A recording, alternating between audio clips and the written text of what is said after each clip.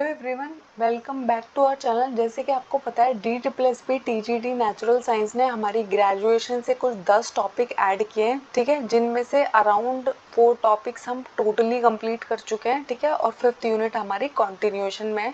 तो 4th unit जो हमारी थी अप्लाइड जूलॉजी, उसके अंदर बहुत सारे सब टॉपिक्स थे, ठीक है, जिनमें से उनके MCQ मैं आपको 1 बाय 1 करा रही हूँ, ठीक है। कल हमने क्या किया था, हमारे जो पैरासिटिक प्रोटोजोन्स है उनके MCQs किए थे। आज हम पैरासिटिक हेलमिंथीज के क्वेश्चंस करेंगे, MCQ करेंगे। आज हम स्टार्ट कर रहे हैं पैरासिटिक हेलमिंथीज, ठीक है। तो आपको उस ऑर्गेनिज्म का नाम बताना है जिसकी वजह से आपको फिलियारिसिस नाम की बीमारी हो जाती है। Entamoeba histolytica, Ancylostoma duodenale, Wuchereria bancrofti और लेशमेनिया स्पीसीज। तो जो लेशमेनिया होता है उसकी वजह से हमें काला अजहर हो जाता है, ठीक है। एंटामीबा हिस्टोलिटिका की वजह से हमें एम्यूबॉइसिस हो जाता है, ठीक है। तो फिलियारिसिस हमें होता है वुचेरिया बेनक्रॉफ्टी की वजह से, ठीक है। वुचेरिया बेनक्रॉफ्टी क्या कॉज करता है हमारी बॉडी के अंदर, फिलियारिसिस, जिसको हम एलिफेंटियासिस भी कहते हैं, ठीक है। नेक्स्ट क्वेश्चन है, इनकरेक्ट स्टेटमेंट आपको बताना है, गलत स्टेटमेंट आपको बताना है। इनसाइक्लोस्टोमा जो है वो एक राउंड वॉर्म, इनसाइक्लोस्टोमा को ही हम कॉमन हुकवॉर्म भी बोलते हैं। ये एक एक्टोपैरासाइट है और ये एक एंडोपैरासाइट है जो स्मॉल इंटेस्टाइन में रहता है। तो आपको पता है इनसाइक्लोस्टोमा जो है वो एक एक्टोपैरासाइट नहीं है। एक्टोपैरासाइट हम उसको कहते हैं जो हमारे एक्सटर्नल सरफेस पे रह रहा होता है, ये हमारी बॉडी के अंदर, हमारी स्मॉल इंटेस्टाइन के अंदर जाके रह रहा होता है। तो ये कैसा एग्जाम्पल है, एंडोपैरासाइट का एग्जाम्पल है। तो इनसाइक्लोस्टोमा इज अ एक्टोपैरासाइट, ये हमारा कैसा स्टेटमेंट है, इनकरेक्ट स्टेटमेंट है, ठीक है। आपको है ना कमेंट्स में मेरे को अपने आंसर्स बताने कि आपके कितने क्वेश्चन सही हुए, ठीक है। और अगर आपके टॉपिक्स से उतने क्वेश्चन सही नहीं हो रहे हैं तो पहले आपको जाके थ्योरी क्लास देखनी है और दोबारा से आके MCQ प्रैक्टिस करने हैं, ठीक है। उसके बाद है एनसाइक्लोस्टोमा ड्यूडेनेल जो होता है उसको कितने होस्ट चाहिए, ठीक है। 2 होस्ट चाहिए, 1 होस्ट चाहिए, 3 होस्ट चाहिए या कोई होस्ट नहीं चाहिए। तो जो एनसाइक्लोस्टोमा होता है उसे सिर्फ एक होस्ट चाहिए, वो कौन होता है, मैन होता है, ठीक है। और ऐसा ही होता है हमारा एंटामीबा हिस्टोलिका, उसके अंदर भी हमें एक ही होस्ट चाहिए होता है। वो किसका एग्जाम्पल है, एक प्रोटोजोन का एग्जाम्पल है, प्रोटोजोवन पैरासाइट है। और आज हम किसकी बात कर रहे हैं, हेलमिंथीज की बात कर रहे हैं, ठीक है, जो स्मॉल स्मॉल वॉर्म्स जो हमारी बॉडी में रह रहे होते हैं उनकी बात कर रहे हैं। एनसाइक्लोस्टोमा डोडेनेल जो है उसको भी एक सिंगल होस्ट ही चाहिए होता है अपनी लाइफ साइकिल को कंप्लीट करने के लिए। नेक्स्ट क्वेश्चन है, एनसाइक्लोस्टोमा जिसको एक होस्ट चाहिए होता है और उसी के अंदर है ना male and female round warm, हमारी जो स्मॉल इंटेस्टाइन होती है उसके अंदर है ना मेल राउंड वॉर्म भी रह रहा होता है, फीमेल राउंड वॉर्म भी रह रही होती है, ठीक है। ये दोनों वहां पर मीटिंग करते हैं और एग्स को प्रोड्यूस कर देते हैं। फिर ये जो एग्स है ये एम्ब्रियो स्टेज में चले जाते हैं, ठीक है। उसके बाद जब ये हमारी बॉडी से बाहर निकलते हैं तो जो पहली जुवेनाइल स्टेज है, जो एम्ब्रियो है, अब वो कन्वर्ट हो गए हैं लार्वे के अंदर। तो पहली जो जुवेनाइल स्टेज आती है राउंड वॉर्म लार्वे की, उसका नाम आपको बताना है। स्पोरोजोइट कहते हैं, ट्रोफोजोइट कहते हैं, रबैडिफॉर्म बोलते हैं या फिर फिलैरिफॉर्म बोलते हैं। तो इसको हम बोलते हैं रिबैडिफॉर्म लार्वे, ठीक है। तो जो सबसे पहली जुवेनाइल स्टेज होती है किसकी, एनसाइक्लोस्टोमा की, वो क्या है, रबैडिफॉर्म लार्वे। बहुत इंपॉर्टेंट क्वेश्चन है, देखें। नेक्स्ट है, एनसाइक्लोस्टोमा की इन्फेक्टिव स्टेज आपको बतानी है, ठीक है। मलेरिया की इन्फेक्टिव स्टेज क्या थी, स्पोरोजोइट थी, ठीक है। तो इसकी कौन होती है, स्पोरोजोइट तो हो गई मलेरिया की, ठीक है। रबैडिफॉर्म इसकी फर्स्ट जुवेनाइल स्टेज है। तो जो फिलैरिफॉर्म लार्वे होते हैं वो इसकी इन्फेक्टिव स्टेज है। ये भी बहुत ज़्यादा इंपॉर्टेंट क्वेश्चन है, ठीक है। इन्फेक्टिव स्टेज आपको 5 डिजीज़ की याद रखनी है। 3 हमने प्रोटोजोअन डिजीज़ पढ़ी थी और 2 आज हम हेलमिंथीज डिजीज पढ़ रहे हैं, ठीक है। तो इन 5 की इन्फेक्टिव स्टेज आपको याद रखनी है। आप एक कंपैरिजन टेबल बना सकते हैं एक साथ ही, ठीक है। उसके बाद है, कौन सी डिजीज होती है जो एनसाइक्लोस्टोमा डोडेनेल की वजह से होती है, एस्कैरिसिस, एमियोबाइसिस, एमीबिक डाइसेंट्री या फिर एनसाइक्लोस्टोमाइसिस, ठीक है। तो बताइए मेरे को कि कौन सी डिजीज होती है एनसाइक्लोस्टोमा डॉर्डिनेल की वजह से, ठीक है। तो एनसाइक्लोस्टोमेसिस नाम की जो बीमारी होती है वो हमें किसकी वजह से कॉज होती है, एनसाइक्लोस्टोमा डॉर्डिनल, जिसको एक ही होस्ट रिक्वायर्ड होता है, ठीक है, सिंगल होस्ट रिक्वायर्ड होता है। इसका सिंगल होस्ट कौन है, मेन है। उसके बाद है एनसाइक्लोस्टोमा, जिसको हम कॉमन हुकवॉर्म भी बोलते हैं। इसकी लाइफ साइकिल कितनी है, यानी कि टोटल जो ये वॉर्म अगर आपकी बॉडी में एक बार एंटर कर गया है, रह रहा है, अगर मैंने कोई भी इसके लिए मेडिसिन नहीं ली, कुछ नहीं लिया, तो कितने टाइम तक, कितनी लाइफ तक इसकी एक नॉर्मल लाइफ स्पेन है, ठीक है। तो 2 साल जिंदा रहता है, 3 से 4 साल जिंदा रहता है, 5 से 7 साल जिंदा रहता है, या फिर 10 से 15 साल जिंदा रहता है। तो जो कॉमन हुकवॉर्म होता है उसकी जो normal life cycle, life span होता है वो 3 to 4 ईयर्स का होता है, ठीक है। इसको कॉमन हुकवॉर्म भी बोलते हैं, किसको, एनसाइक्लोस्टोमा की वजह से। इसके मेल एंड फीमेल जो होते हैं वो दोनों को दोनों हमारी बॉडी में रह रहे होते हैं। फीमेल का जो साइज होता है वो मेल से बड़ा होता है, ये राउंड वॉर्म का टाइप है एक बार, ठीक है। उसके बाद है वुचेरिया बेनक्रॉफ्टी, जिसकी वजह से हमें फिलैरिसिस हो जाता है। उसको कितने होस्ट रिक्वायर्ड है, 2, 1, 3, 4। तो वुचेरिया बेनक्रॉफ्टी को 2 होस्ट चाहिए होते हैं, ठीक है। एक है मेन और एक है फीमेल क्यूलिक्स मॉस्किटो। अपनी लाइफ साइकिल कंप्लीट करने के लिए इसको 2 होस्ट चाहिए, उनमें से एक है मेन और दूसरा है फीमेल क्यूलिक्स मॉस्किटो, ठीक है। और अभी हमारा जो एनसाइक्लोस्टोमा था उसको एक सिंगल होस्ट चाहिए, वो कौन है, हमारी बॉडी, ह्यूमन बॉडी, ठीक है, उसी के अंदर वो कंप्लीट कर लेता है। फिलियारिसिस में ना टारगेट ऑर्गन कौन सा होता है, सबसे ज्यादा किसको नुकसान पहुंचाया जाता है, किडनी को, ब्रेन को, लिम्फ ग्लैंड्स को, या फिर लिवर को। तो फिलियारिसिस जब हमारी बॉडी में एंटर करता है ना, सबसे ज्यादा वो हमारे लिम्फ ग्लैंड को अटैक करता है, ठीक है। सबसे ज्यादा मेजर जो ग्लैंड है, जो जिस पे सबसे ज़्यादा फर्क पड़ेगा, वो है हमारे लिम्फ ग्लैंड्स। नेक्स्ट है वुचेरिया बेनक्रॉफ्टी, जिसकी वजह से हमें फिलियारिसिस हो जाता है। इसकी इन्फेक्टिव स्टेज क्या है, ठीक है। अभी मैंने आपको एनसाइक्लोस्टोमा की इन्फेक्टिव स्टेज बताई, ठीक है, कौन है वो, फिलैरिफॉर्म लार्वे है, ठीक है। तो इसकी बताइए, second larva stage, first larva stage, fourth larva stage, third larva. तो इसमें ना एक पर्टिकुलर नाम नहीं है, लेकिन जो थर्ड लार्वा स्टेज होती है ना वुचेरिया बेनक्रॉफ्टी की, वो क्या करती है, आपको इन्फेक्टिव स्टेज वही होती है, third larva stage. Next question है वुचेरिया बेनक्रॉफ्टी का लाइफ स्पैन क्या होता है, कितनी इसकी लाइफ होती है, 2 साल, 5 से 10 साल, 3 से 7 साल, या फिर 15 से 20 साल। तो इसका जो टोटल लाइफ स्पैन होता है वो 5 to 10 ईयर्स होता है, ठीक है। ये ज़्यादा लंबा जीता है उससे, किससे, एनसाइक्लोस्टोमा से।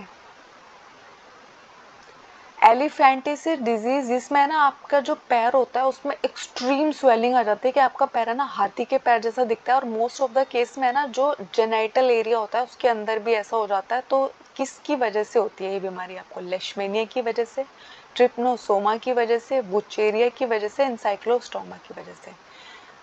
तो लेशमेनिया की वजह से हमें क्या होता है, काला ज़र होता है। ट्रिप्नोसोमा की वजह से हमें स्लीपिंग सिकनेस होता है। एनसाइक्लोस्टोमा की वजह से हमें एनसाइक्लोस्टोमेसिस होता है। तो बचा कौन हमारा, वुचेरिया बेनक्रॉफ्टी। वुचेरिया बेनक्रॉफ्टी की वजह से हमें क्या होता है, एलिफेंटिसिस, जिसको हम फिलियारिसिस भी कहते हैं, ठीक है। आपको है ना सारी डिजीज़ के कॉजेटिव ऑर्गेनिज्म, उनके वैक्टर्स ये मालूम होना चाहिए, क्योंकि इस बार जो DSSB का सारा फोकस है ना वो डिजीज़ टॉपिक पे लग रहा है। सारे की सारी चीज़ों में उन्होंने बीमारियाँ ही बीमारियाँ पूछ ली हैं। उसके बाद है एनसाइक्लोस्टोमा के लिए वैक्टर का रोल प्ले कौन करता है, इसको है ना, वैक्टर कौन है हमारी बॉडी में, पहुंचाएगा कौन इसको, Culex mosquito, Aedes mosquito, Anopheles mosquito, या फिर कोई नहीं, ठीक है। तो ये आपको याद रखना है कि एनसाइक्लोस्टोमा को है ना कोई नहीं चाहिए, ठीक है। इसको कोई वैक्टर की ज़रूरत नहीं पड़ती है। आप ऐसे गंदी सॉइल में नंगे पैर घूम रहे हो, जहाँ पे है ना लार्वा घूम रहे थे, फीकल मटेरियल से बने हुए लार्वा वहाँ पे पड़े हुए हैं। फीकल मटेरियल के अंदर जो लार्वा की इन्फेक्टिव स्टेज थी वो पड़ी हुई है, वो आपकी बॉडी के जो छोटे छोटे स्पॉट्स होते हैं, वूंड्स होते हैं, उनके थ्रू आपकी बॉडी में एंटर कर जाते हैं, ठीक है। तो जब आप उस गंदी सॉइल के कांटेक्ट में आते हैं, ठीक है, कंटामिनेटेड सॉइल के कांटेक्ट में आते हैं, तो डायरेक्टली वो आपकी बॉडी के अंदर एंटर कर जाएंगे। इनको कोई वैक्टर रिक्वायर्ड नहीं होता है। बहुत इंपॉर्टेंट बात है, क्योंकि हर किसी को कोई ना कोई वैक्टर चाहिए था, लेकिन एनसाइक्लोस्टोमा का जो लार्वा होता है वो आपकी बॉडी के अंदर सीधा पेनिट्रेट कर जाता है, ठीक है, स्किन के थ्रू पेनिट्रेट करता है। आपके जो हेयर फॉलिकल्स होते हैं वो इतने छोटे होते हैं, आपके जो हेयर फॉलिकल्स है ना उनके थ्रू एंटर कर जाता है। स्किन में अगर कोई कट हुआ तो उसके लिए बहुत ही आसान है, ठीक है। तो वुचेरिया बैनक्रॉफ्टी जिसकी वजह से फिलियारिसिस होता है, ठीक है, उसके लिए वैक्टर का रोल प्ले कौन करता है? Culex mosquito, deer fly, horse fly, सीसी फ्लाई, ठीक है। तो जो क्यूलिक्स मॉस्किटो होता है ना वो इसके लिए रोल प्ले करता है हमारे वैक्टर का, ठीक है। और कभी कभी है ना, ज़रूरी नहीं कि सिर्फ क्यूलिक्स मॉस्किटो, एडीज मॉस्किटो की वजह से आपको होता है, लेकिन इसका जो मेजर मॉस्किटो है वो है क्यूलिक्स। मैक्सिमम टाइम पे आप देखोगे ये बीमारी क्यूलिक्स की वजह से हो रही है, लेकिन एडीज भी कर देता है, ठीक है। वैक्टर का रोल प्ले एडीज भी कर देते हैं। लाइफ साइकिल कंप्लीट करने के लिए क्यूलिक्स चाहिए होगा, ठीक है। प्राइमरी होस्ट कौन होता है? वुचेरिया बैनक्रॉफ्टी का प्राइमरी होस्ट कौन होता है? इसको दो होस्ट चाहिए होते हैं, ठीक है। एक है क्यूलिक्स मॉस्किटो, एक है मैन, लेकिन इसका प्राइमरी होस्ट कौन है, मेजर होस्ट कौन है? Man, monkey, Culex, Aedes. तो इसका जो मेजर होस्ट है वो कौन है? मैन। अब है ना हम एक कंपैरिजन टेबल पढ़ेंगे, और आज मैं ना इसी क्लास में आपको पैरासिटिक प्रोटोजोआ और पैरासिटिक हेलमिंथीज दोनों की कंपैरिजन टेबल करा दे रही हूँ, ठीक है। तो सबसे पहले हम है ना पैरासिटिक प्रोटोजोन्स जो हमें पढ़ने थे उनकी कंपैरिजन टेबल कर लेते हैं। हमने हमारे सिलेबस में है ना पैरासिटिक प्रोटोजोन में हमें 3 बीमारी दी गई थी, उनकी कंपैरिजन टेबल पढ़ेंगे। उसके बाद पैरासिटिक हेलमिंथीज में हमें 2 बीमारी दी गई थी, फिर हम उनकी कंपैरिजन टेबल पढ़ेंगे। तो जो मलेरिया, एमीबॉयसिस एंड स्लीपिंग सिकनेस है, इनके कॉजेटिव ऑर्गेनिज्म कौन है? तो मलेरिया का कॉजेटिव ऑर्गेनिज्म है प्लाज्मोडियम वाइवेक्स जो एक प्रोटोजोआ है। एमीबॉयसिस का कॉजेटिव ऑर्गेनिज्म है एंटामीबा हिस्टोलिका, और स्लीपिंग सिकनेस का कॉजेटिव ऑर्गेनिज्म है ट्रिप्नोसोमा, ठीक है। ये तीनों के तीनों क्या है? प्रोटोजोन पैरासाइट है, ठीक है। उसके बाद मलेरिया के कितने होस्ट होते हैं? 2 होस्ट होते हैं। एक होता है मैन जिसके अंदर उसका एसेक्सुअल फेज कंप्लीट होता है, और दूसरी होती है फीमेल एनोफ्लीज मॉस्किटो जिसके अंदर उसका सेक्सुअल फेज कंप्लीट होता है। उसके बाद जो हमारा एंटामीबा हिस्टोलिटिका होता है उसको एक ही होस्ट चाहिए, मैन। वो सारे की सारी चीज़ें है ना मैन के अंदर खुद अपनी पूरी की पूरी लाइफ साइकिल कंप्लीट कर लेता है मैन के अंदर, ठीक है। स्लीपिंग सिकनेस में है ना 2 होस्ट चाहिए, एक है मैन और एक है सीसी फ्लाई, ठीक है। सीसी फ्लाई जो है वो ग्लोसिना स्पीसीज से बिलोंग करती है। अब मलेरिया का वेक्टर कौन है? फीमेल एनोफ्लीज मॉस्किटो है। एमीबॉयसिस के केस में है ना इसको होस्ट तो एक चाहिए लेकिन वेक्टर चाहिए, वेक्टर की जरूरत इसको पड़ती है। तो इसका वेक्टर कौन है? House fly. हाउस फ्लाई क्या करती है? गंदे फीकल मटेरियल पे बैठती है, फिर आके आपके खाने पे बैठ जाती है, आपकी बॉडी पे बैठ जाती है, और आपकी बॉडी के अंदर एंटामीबा हिस्टोलिटिका को इंट्रोड्यूस करके चली जाती है, ठीक है। उसके बाद स्लीपिंग सिकनेस जो ट्रिप्नोसोमा की वजह से होता है, उसके जो वेक्टर है वो है सीसी फ्लाई जो बिलोंग करती है ग्लोसिना स्पीसीज से, ठीक है। उसके बाद आता है इन्फेक्टिव स्टेज क्या है? तो मलेरिया की जो इन्फेक्टिव स्टेज है वो क्या है? स्पोरोजोइट है, ठीक है। स्पोरोजोइट इसकी इन्फेक्टिव स्टेज है। उसके बाद जो हमारा एमियोबॉयसिस है उसकी इन्फेक्टिव स्टेज क्या है? टेट्रा न्यूक्लिएट है, ठीक है। टेट्रा न्यूक्लिएट स्टेज में जब हमारा एमियोबॉयसिस होता है तो वो क्या कर सकता है? इन्फेक्शन दूसरों को स्प्रेड कर सकता है। उसके बाद आता है हमारा स्लीपिंग सिकनेस। स्लीपिंग सिकनेस की जो इन्फेक्टिव स्टेज है वो है मेटासाइक्लिक, ठीक है। मेटासाइक्लिक स्टेज पे जब ये होता है तो आपको इन्फेक्शन दे सकता है। रिप्रोडक्शन कैसे होता है? तो मलेरिया के अंदर जो ये मल्टीप्लाई करता है, मल्टीपल फिजन होता है, ठीक है। मलेरिया का जो प्रोटोजोआ है वो किससे मल्टीप्लाई करता है? मल्टीपल फिजन से मल्टीप्लाई करता है। ये एक प्रीवियस ईयर क्वेश्चन है। एमेबॉयसिस जो है वो बाइनरी फिजन से डिवाइड करता है, और स्लीपिंग सिकनेस का जो प्रोटोजोआ है वो भी बाइनरी फिजन से डिवाइड करता है। तो आपको याद रखना है कि प्रोटोजोआ जो है मलेरिया का वो मल्टीपल फिजन से करता है, लेकिन एमेबॉयसिस एंड स्लीपिंग सिकनेस का जो प्रोटोजोआ है वो मल्टीप्लाई करता है बाइनरी फिजन से, ठीक है। उसके बाद टारगेट ऑर्गन क्या है, मलेरिया है ना, मोस्टली हमारे लिवर को बहुत ज़्यादा इम्पैक्ट करता है, हमारे ब्लड को बहुत इम्पैक्ट करता है, ठीक है, क्योंकि यहीं पर इसकी शाइजोगेनी टेक प्लेस करती है। जो इसका एसेक्सुअल फेज होता है वो हमारे रेड ब्लड सेल्स के अंदर हो रहा होता है और लिवर के अंदर हो रहा होता है। तो ये जो है इसके सबसे ज़्यादा टारगेट ऑर्गन है। एंटामीबा हिस्टोलिटिका के केस में क्या होता है, लार्ज इंटेस्टाइन, हमारा जो कोलन है, लार्ज इंटेस्टाइन जिसको हम बोलते हैं, उसके अंदर है ना अल्सर्स कॉज कर देता है हमारा एमीबॉयसिस, ठीक है। एमीबॉयसिस के अंदर एंटामीबा हिस्टोलिटिका का जो प्रोटोजोआ है वो क्या करता है, हमारे लार्ज इंटेस्टाइन में जाके रहना पसंद करता है, वहाँ पे रहता है, वहाँ पे मल्टीप्लाई करता रहता है। स्लीपिंग सिकनेस में क्या होता है, ये हमारे लिम्फ को, स्प्लीन को, ब्लड को, ब्रेन को, इंटेस्टाइन को, बहुत सारे ऑर्गन्स को टारगेट कर सकता है, ठीक है। ऐसा किस केस में होता है, स्लीपिंग सिकनेस के केस में होता है। ये तो थे हमारे प्रोटोजोअन डिजीज जो हमको पढ़नी थी, हमारे सिलेबस में जो मेंशन है। अब हम पढ़ेंगे पैरासिटिक हेलमिंथीज, ठीक है। तो पैरासिटिक हेलमिंथीज का कंपैरिजन टेबल अब हम पढ़ेंगे। उसमें हमें सिर्फ 2 डिजीज पढ़नी थी और इसके अंदर हमें 3 डिजीज पढ़नी थी। तो 2 डिजीज जो हमें पैरासिटिक हेलमिंथीज के अंदर पढ़नी है, एनसाइक्लोस्टोमेसिस एंड फिलियारिसिस। फिलियारिसिस को हम एलिफेंटियासिस भी बोलते हैं, ठीक है। तो एनसाइक्लोस्टोमेसिस का कॉजेटिव ऑर्गेनिज्म होता है एनसाइक्लोस्टोमा ड्योडेनेल, फिलियारिसिस का होता है वुचेरिया बेनक्रॉफ्टी, ठीक है। एनसाइक्लोस्टोमेसिस को कोई बैक्टर की रिक्वायरमेंट नहीं है। आप सॉइल में खुद घूम रहे हो, नंगे पाँव सॉइल में घूम रहे थे, वहाँ पे अगर इसका फीकल मटेरियल में इसकी इन्फेक्टिव स्टेज अगर पड़ी हुई थी, वो आपकी बॉडी के अंदर लार्वा के थ्रू, आपके जो हेयर फॉलिकल्स हैं उनके थ्रू आपकी बॉडी में एंटर कर जाएंगे, ठीक है।